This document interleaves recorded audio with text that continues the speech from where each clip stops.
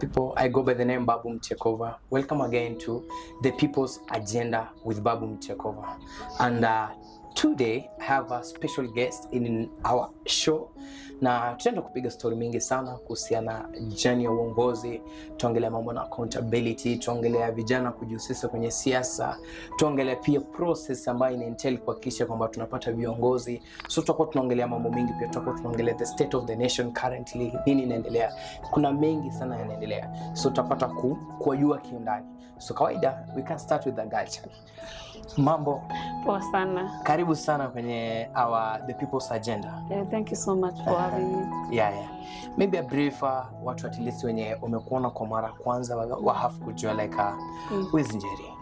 Okay, my name is Njeri Mbogo. I come from Gishogo constituency, Kirinyaga County, and I'm an aspirant under DCP party. I'm vying for MP seat and we continue to know each other. Nice. Wow, welcome. Thank you. On my left side we have our brother here, maybe tujue toka wapi, wewe ni nani, pia watu wanataka kujua ukiongozi anasimama yapi. Good, mimi nasimama. I'm very serious about it. This country needs a transformation. Yeah. And I believe it is the youth who will lead the transformation that we are talking about. Yeah. So I'm Kenywa Jegona from Kabare in Gishogo constituency, Kirinyaga County, and I'm an aspirant with the DCP. Na mimi ni mtu wa kusikiza ground. Yeah. I'll be vying for MCA there in Kirinyaga County. Yes. So kuna kitu moja nataka people have to understand. Currently not only in Kenya, any country says yenye inaingia kwenye siasa, yenye na plan kufanya election, tunaona kwamba kuna kizazi mpya yenye nakuja inaitwa the new generation. Majority of them wanataka kuingia kwa uongozi. Majority of any country utapata kwamba they are the majority. But unapata kwamba watu wanaamini kwamba they can't bring the real change that people need. And that's why today tunaongelea the new generation. Can they bring the real change that people need? According to you, how do you understand, like do you understand kwamba the new generation leaders can bring the real change that people need? Oh yes, and I can tell you young people are very ready to take the leadership mantle. And they are not just talking, they are taking actions. Going by whatever has been happening in the country during the Gen Z's and millennials demonstration of the government not being able to fulfill their promises. We saw so many people choosing death over keeping quiet while the government is oppressing Kenyans. And it is not even only Kenya. We've seen India, we've seen South Africa, we've seen Abraham Traore taking over his country and liberating his people. So there is a light at the end of the tunnel. And I'm also encouraging young people to continue doing whatever they are doing. This country needs serious leadership. And that's why also I've offered myself for the position of an MP, so that I can be in the parliament and help legislate, create rules that will govern us, that will propel Kenya to the next level. We've seen also young people excelling, doing excellently science tech. In our country, Kenya, we are bringing up the best tech people, taking over even the whole world. So, hatuwezi sema ati young people will be leaders of tomorrow, but we are saying we are the leaders of today and even tomorrow. So, hizo spaces zenye hawa wangwana wamezeeka wamekaria wanjue we are coming for those seats and apologetically and emphasizing on that, tumeona pale Olkalau where I was to support my party which is DCP na kusupport our candidate which was Sami Ngodho Sami Kamau Waweru Ngodho. We've seen Honorable John Methu, the Senator Nyandarua County, taking over the leadership. And we are so happy about our party leader because alipeana hiyo opportunity to a young person. Mtu mwenye ni young, mtu mwenye pia amekuwa inspiration to so many other young leaders. Wanaona kama mtu kama senator anaweza chaguliwa na watu, wanaweza muamini kitu yenye anasema, wanaweza muamini aongoze politics katika by election yenye imefanyika na watu wamewin. It is so much encouraging, not forgetting he is the current SG of the party. So hata leaders wenye wamekuwa saa hizi na wenye at least they know politics is dynamic and everything is evolving and changing, they can be able to accommodate the young people.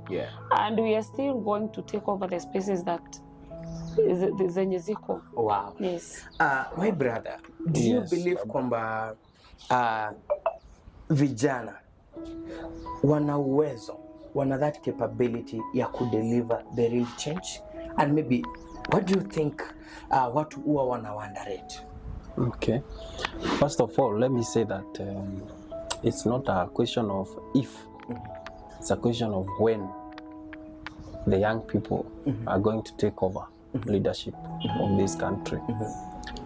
It is true we are viewed as underdogs, as if we do not have that capacity.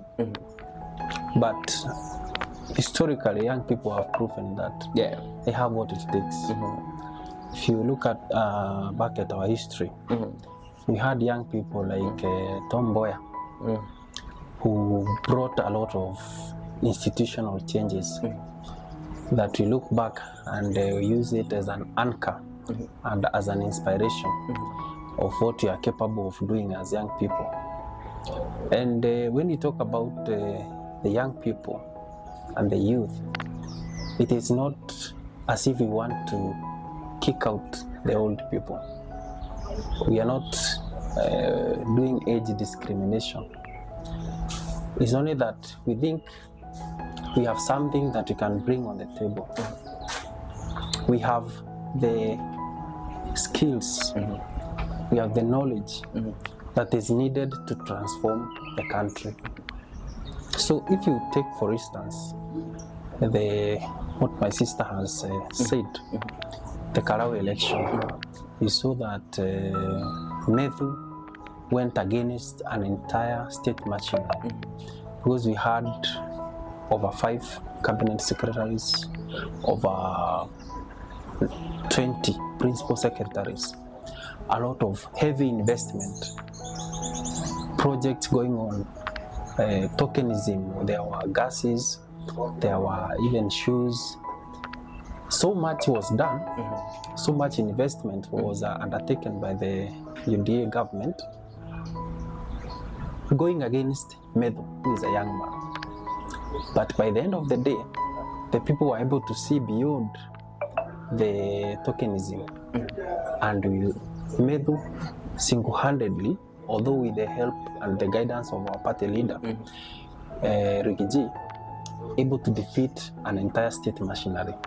So what that tells you, it simply tells you that we have what it takes, we have the capacity, only that, as it is said, power is not given, power is taken. And the young people, again, have shown it. We had the Gen Z revolution. They were able to sanction the government. You saw so many changes that were undertaken after the protest. We saw people in cabinet losing their seats. We saw government cutting on the trips and other unnecessary expenses. You remember before the Gen Z, there was an office of the first lady. There was the office of the second lady. There was an office and some kitty that had been set aside for ministers or prayers. Yes, intercessors. Intercessors, State House intercessors. Something which we have never heard about, and it is not a priority. But and we it's are not creating job opportunities, I think. There is a better way of doing it. If, for example, you set aside money that could have started an industry to pay a few individuals, you are going to be preventing the people who could have benefited. If you spend to pay 20 and that money could have been used to start an industry that can hire 100 people, so you are taking away for 80 people. So there is a better way of doing things. And we are not against the prayers, we are just against the unnecessary spending by the state. Unnecessary trips. You saw the gasolas that were being used in a small meeting in Embu, in a public holiday. You could see so many choppers. And it's quite expensive to have those choppers for an economy such as ours, which cannot really sustain such expenses. And yet, when you go to our public health system, SHA for most people is not working. The jobs you are talking about, there are no industries. So I believe with the correct support, like this platform that we have, Babu, is going to be quite beneficial in order to bring the transformation that they are talking about. Yes. Kumekuwa na the narrative even after the protest that we saw at Gen Z way back in 2024. Kumekuwa na a lot of the protests zenye zina happen. Na we noticed even our leaders saying like Gen Z, they are not taking votes. Gen Z hawatapiga kura, vitu kama hizo. Ukitoka kuangalia, they're taking like the new generation kwamba ni voters. But I have never had any leader akisema kwamba we want Gen Z wasimame uongozi so that they be on the decision making. For you, do you believe kwamba the generation ya saizi ni the voters ama we need to champion to see young people being on the decision making? Okay, kwangu naweza sema as young people, we are not voting robots. We also need to sit on the decision making table. And that's why we are working day and night to showcase whatever potential that we have to the party leaders. I know we have different parties, but for me, I'm in DCP where I'm being able to work with women, young women. Wanaitwa Warembo na DCP, and so far we are into 28 counties. So we are not just talking about young people being voting robots. We are working towards making sure hata kwa chama zetu tumejiposition na when it comes to politicians or our leaders saying young people are not voting, they are not taking the votes. We are so grand. We had one of our young people anaitwa Aemba mwenye alianzisha hii initiative ya Tuko Kandi. Na the initiative brought very many numbers of young people volunteering even to help the IBC register your fellow young people. That shows how serious the young people are and what it means to have the next election. Pia ukiangalia kwa chama, you can see how many young people have registered as aspirants. How many people are looking opportunity to even volunteer to help the parties which they are under grow. So that shows the narrative is changing na mambo inaendelea ikibadilika. We are very aware. Tunajua what we are supposed to do as young people. Now, there before, I used to wake up during the election period na napata mzai wangu ameniambia tunachagua mtu fulani kwa hii kiti, tunachagua mtu fulani kwa hii kiti, but the narrative is changing. Akinipigia simu every day ananiuliza, Njeri, huko nyinyi as young people mmesema tunachagua nani? So at least there is that acceptance. They can see a lot of potential. And going back to the demonstration that have been conducted by the young people, pia wazazi wetu wameona it is not all about going outside, burning tires, throwing stones. At least they have seen we've been going around even the mashinani, doing civic education, telling them this is what our constitution talks about, telling them this is what the government is doing against us, and at least everybody, almost everybody now can be able even to quote a verse from the constitution, including our shows. So mambo imebadilika, and the young people, we continue to emphasize, we will no longer be sitting as a silent waiting for other people to make decision even about ourselves, because tunasemanga mwenye amevaa kiatu ndiye anajua kwenye kinamfinya. So sisi tutajitolea, we prove our worth, we prove our potential, ndio tukienda hapo mbele tusikuwe we are disappointing. Because unaona pia we have young people who have been given opportunity to read, na wamekuwa disgrace. Unaona vitu zenye wanafanya si zenye waliambiria watu. So we must also be very cautious and very careful. Not only electing a young people. Huyo mtu, what does she or he have? Ama ni vitu gani amekuwa kichampion kwa society? Yes. Maybe to ask you, like, we're in the same conversation of the young people leading, the young people bringing the change. Do you feel like the all political parties in Kenya have structures, have policies, have systems that really champions youth to be in leadership, in decision making, going for these seats? Do you believe, out of 10, how can you rate the system and policies and structures of the political parties in Kenya? Out of 10, I'll give them maybe a 4. But I don't blame them. I don't blame the political parties. It is the culture that we have as a country. That political parties have become briefcase parties. They sprout during the campaign and election. Then after election, they die. Take an instance of Jubilee, which was a party in government, which was so powerful. Today, Jubilee is a shadow of itself. Take an example of PNU, the one that took President Kibaki, may his soul continue resting in peace, to government.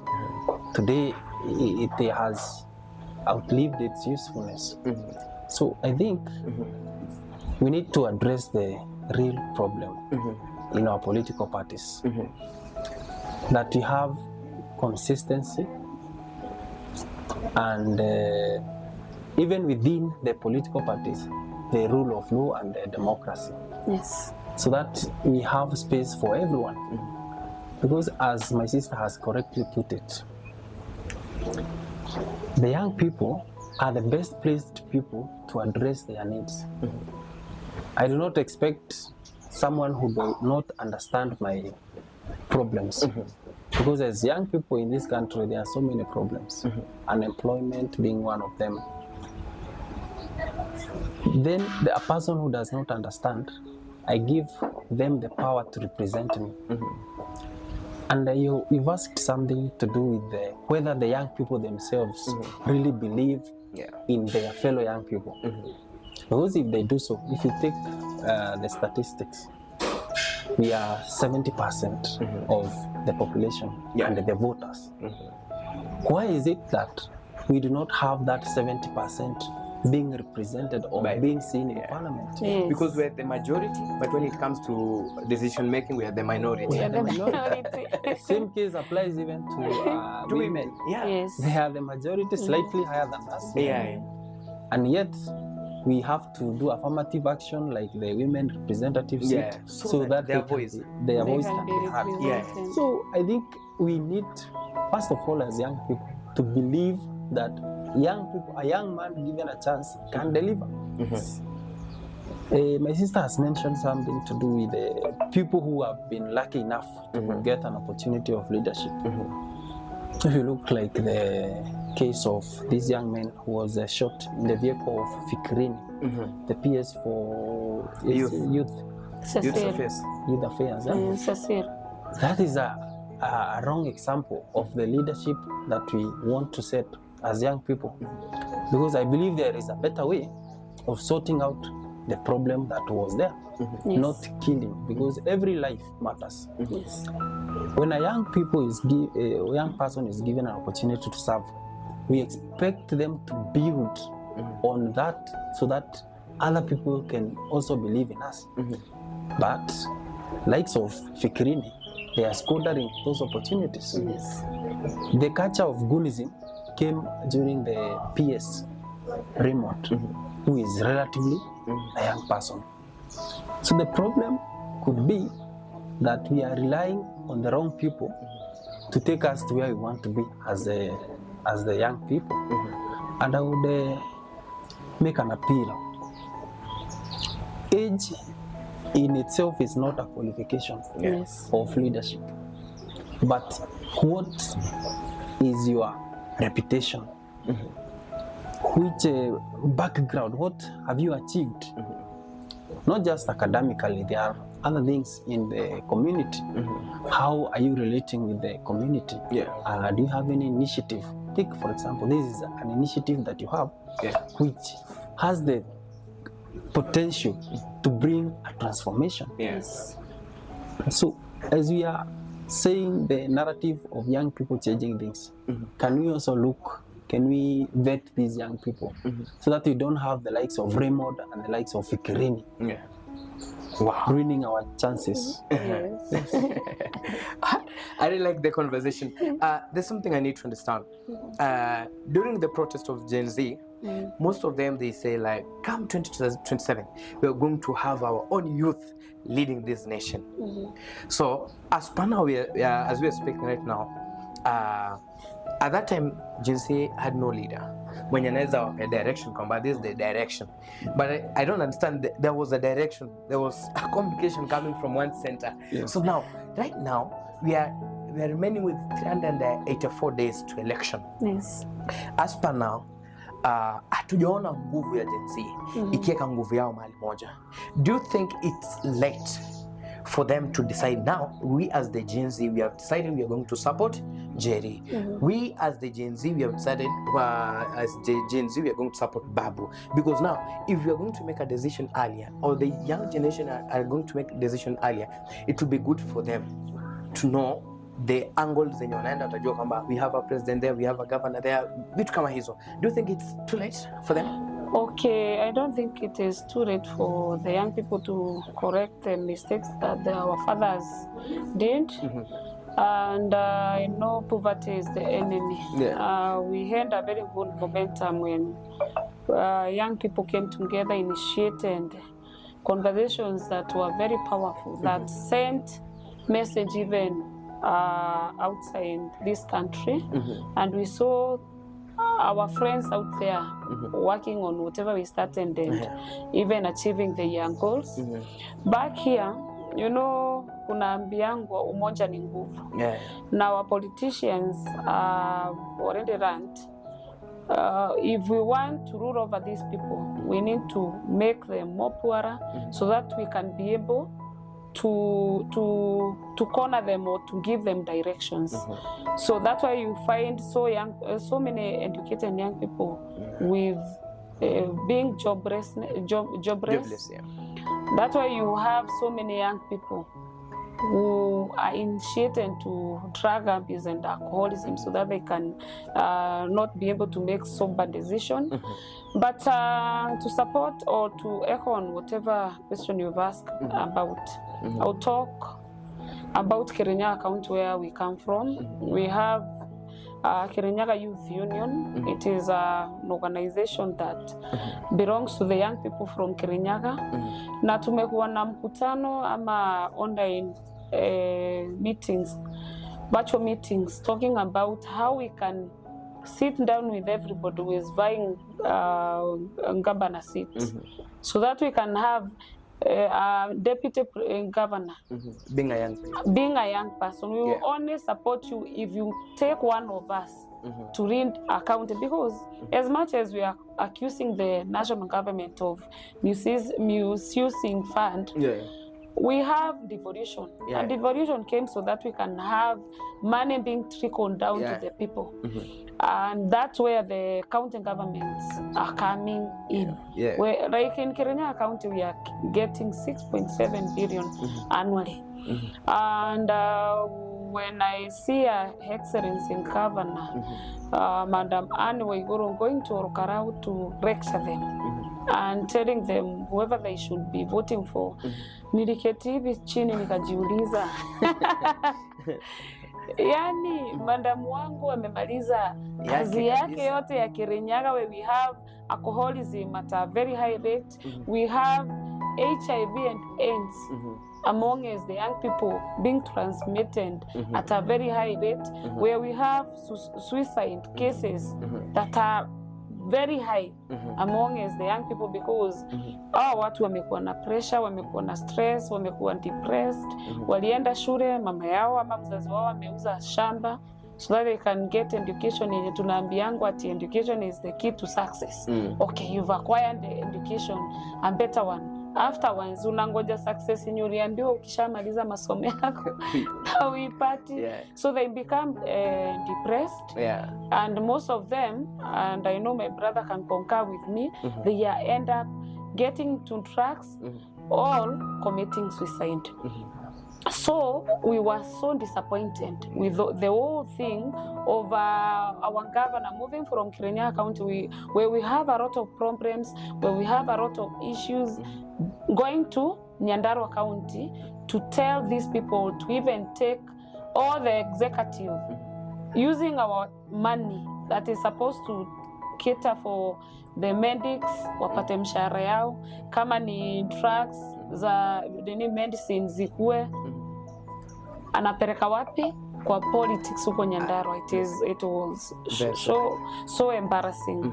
So this time round, we don't want to just vote for an individual just because somebody else ametuambia chagueni mtu fulani. Hapana. Lazima sisi kama young people from where I come from, we sit down, and I'm telling you for sure the conversation has already started, and we want to make sure it is not necessarily Jerimbogo, it is not necessarily Kenyunjuguna, but we need a verified, vetted young person mwenye tunajua kiketi kwa hiyo kiti ya deputy governor, just like our sister county Murang'a. We have a deputy governor who is under 35 na alichaguliwa akiwa 29, na tuwezi sema huyo mtu anafanya kitu mzuri, because I've been invited several activities for the young in Murang'a, and I always see the county government supporting, wanaweka beefs zao na other leaders aside, and they support the cause. So that is what we want to initiate in Kirinyaga. And I'm requesting even my fellow young people, wherever you are, don't just vote for an individual just because amekupe 500. Ama somebody else ametoka huko amekwambia you are supposed to vote for somebody else, na unajua vizuri wewe ndio umevalia kiatu yenye unajua inakufinyia side gani. Evaluate the person, make the somber decision, na make sure whoever you will be voting si mtu mwenye atakuja kukudisappoint. To emulate the people of Orokarau. Watu walinjaa hivi, wakaenda wakakwambia huyu ndiye candidate mzuri, we hand governors, we hand PS, na wote my brother amesema. But when it came to make critical decision, walisimama na mtu mwenye wanajua huyu akiingia hapa atasimama na sisi, akiingia hapa atasimama na mkaaji wa Orokarau. So young people, we must occupy those spaces, and not only the small spaces, even the bigger. Now before nisahau, unaona mpaka the people who draft in the constitution kuna pahali penye walikuwa wanaweka young people aside. Because how can you tell me if we comprise 70% of the population of total population in our country, alafu in our constitution it limits us to vie for the presidential seat. Hiyo tukiingia huko we will be among the people to rectify so that at least in the future we can have Abraham Traore from Kenya elected in a democratic way. Yes. Wow, I really like that. People are going to use their influence to sell.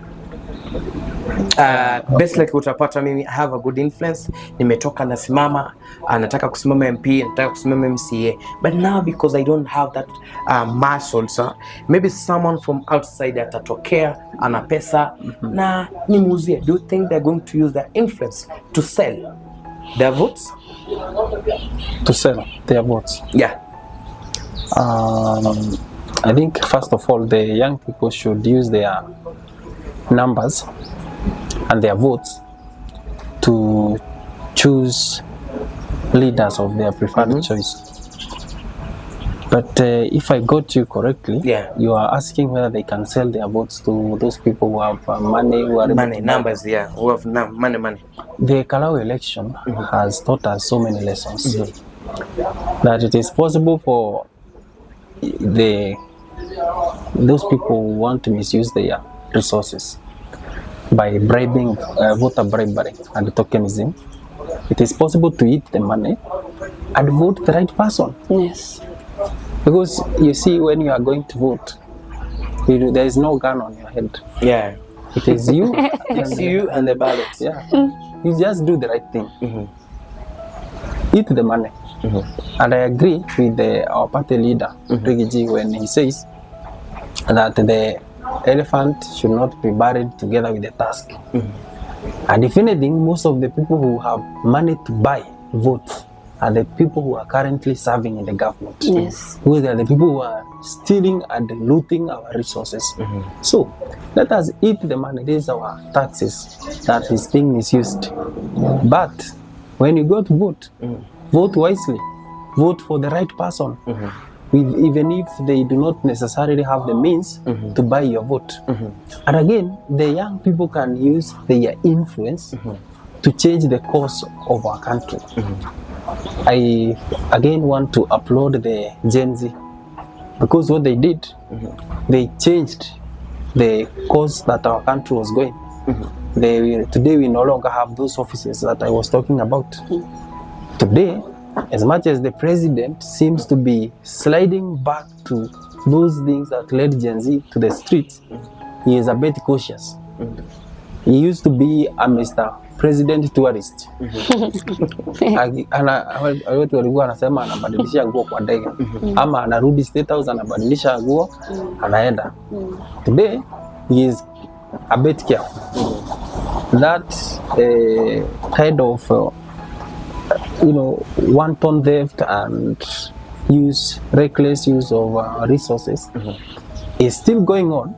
The corruption has not changed, but it is possible for the young people to hold their leaders to account and bring the change that we desire.